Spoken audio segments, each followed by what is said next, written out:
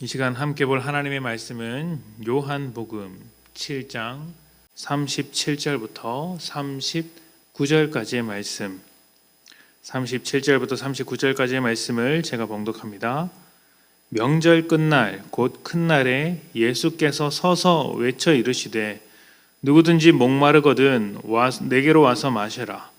나를 믿는 자는 성경의 이름과 같이 그 배에서 생수의 강이 흘러나오리라 하시니 이는 그를 믿는 자들이 받을 성령을 가리켜 말씀하신 것이라. 예수께서 아직 영광을 받지 않으셨으므로 성령이 아직 그들에게 계시지 아니하시더라. 아멘. 며칠 뒤에는 우리나라 명절인 설날입니다. 코로나 때문에 움직임이 좀 제한되고 있지만 그래도 명절이면 가족의 의미를 되짚어 보면서 보고 싶었던 얼굴을 만나러 갑니다.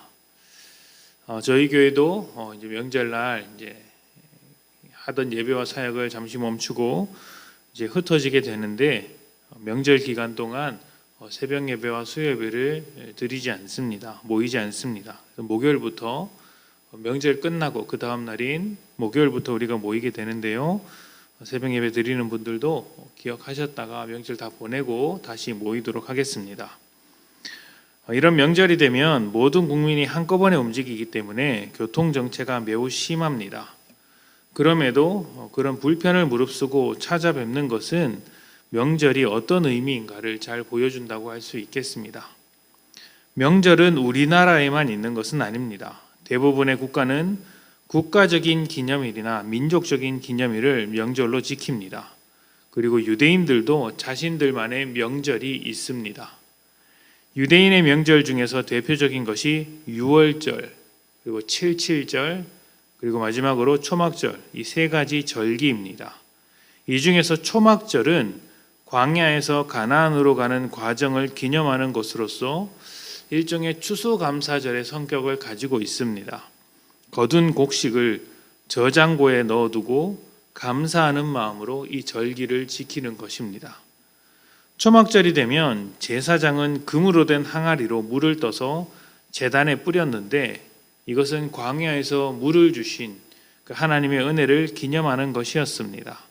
그리고 그와 동시에 비를 기원하는 기구제와 같은 성격을 가지기도 했습니다. 물을 뿌리니까 이제 하나님께서 우리에게 비를 주십시오라고 기도하는 것이죠. 명절은 단 하루가 아니라 며칠 동안 이어지는데 그 명절 마지막 날에는 큰 구원의 날로 지켰습니다. 그 명절을 이제 드리는 그 전해, 그러니까 작년 동안 지은 죄를 회개할 수 있는 마지막 기회로 여겼던 것이죠.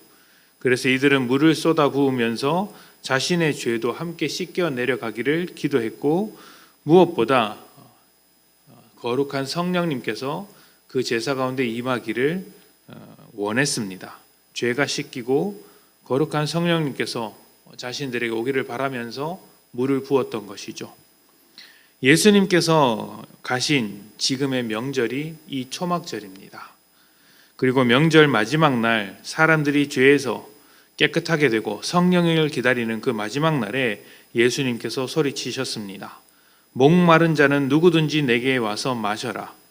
이것은 예수님께서 십자가에 달리시고 부활승천을 하신 뒤에 우리에게 주실 성령을 말씀하는 것이다. 요한복음은 이렇게 설명하고 있습니다. 죄를 씻고 성령을 받는 것을 기대하는 것이 초막절이고 사람들은 이 초막절 제사에 참여하면서 그 모든 것을 원하는 것처럼 보였습니다. 그러나 목마른 자들을 위해 영원한 생수를 주시는 예수님을 거절했습니다. 오히려 진정 죄를 씻기고 성령을 주시는 예수님을 외면했고 적대시하기까지 했습니다.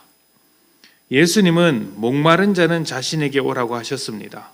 만약 사람들이 정말 자신의 죄를 씻는 것을 원했고 성령을 간절히 소망했다면 예수님께서 하시는 말씀을 흘려 들을 수가 없었을 것입니다. 그동안 보여주신 표적 때문에라도 예수님께서 주실 생수인 그 성령을 원했을 것입니다. 그렇게 해서 받은 사람이 누가 있습니까? 이미 사마리아 여인이 그렇게 해서 받았습니다. 그 여인은 유대인이 아님에도 예수님께서 주시는 영원한 생수를 원했고 목마름이 있었고 갈급함이 있었습니다. 그래서 주님을 만나게 되었죠. 하지만 유대인들은 명절을 지키면서도 진정으로 목마르지는 않았던 것입니다. 죄 씻음과 성령을 원한다고 말하는 것과 진정으로 목말라 하는 것은 분명한 차이가 있습니다. 목마른 것은 다른 것을 생각할 여력이 없습니다. 당장 모든 것을 뿌리치고 달려가서 그 목마름을 해결해야 하는 것이죠. 유대인들은 죄 씻음을 원하고 성령을 원한다고 절기를 지켰으나 목마르지는 않았던 것 같습니다. 하나님보다 더 중요한 것이 있었고 또 하나님을 대신할 만한 것들이 있었기 때문이죠. 그래서 하나님의 아들이신 예수 그리스도를 받아들이지 않았던 것입니다. 우리는 어떨까요? 우리는 예수님에 대해서 목말라 하고 있을까요?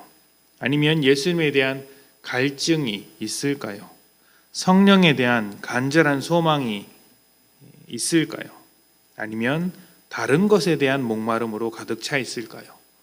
마음 편하게 사는 것, 금전적으로 넉넉한 것, 건강하게 사는 것, 사람들에게 칭찬 듣는 것, 또 하는 일마다 다 잘 되는 것, 이런 것들에게만 간절함이 있는 것은 아닌지 모르겠습니다. 그렇다면 말로는 예수님을 구한다고 할지 몰라도 정작 중요할 때는 다른 것을 선택하게 될 것입니다. 우리가 간절히 원해야 하는 것, 우리가 목마름을 느껴야 하는 것은 이 세상에 있지 않고 예수님에게 있어야 합니다. 성령님이 우리 가운데 채워지기를 간절히 소망해야 하는 것이죠. 죄가 깨끗하게 되어 하나님의 자녀로 살기를 원하는 그 간절함이 우리에게 있기를 원합니다. 우리 삶의 모든 문제의 근원은 이 세상의 것을 더 가지지 못한 그런 목마름에 있는 것이 아니라 하나님과의 관계가 끊어져서 죄로만 가득할 수밖에 없는 그것에 있습니다. 그렇기 때문에 영적인 갈급함, 하나님에 대한 목마름이 있어야 하는 것이죠. 이 목마름이 채워질 때 우리가 온전한 삶, 복된 삶을 누리게 되는 것입니다. 그 목마름을 채워줄 수 있는 영원한 생수가 예수님께 있다는 것을 기억하고 예수님의 생수가 성령으로서 우리에게 쏟아부어질 때 거룩한 백성이 될 것을 기대해 봅시다. 그리고 오늘 하루 주님께서 우리의 목마름을 채워주시기를, 우리의 갈급함을 채워주시기를 소망합시다. 함께 기도합시다.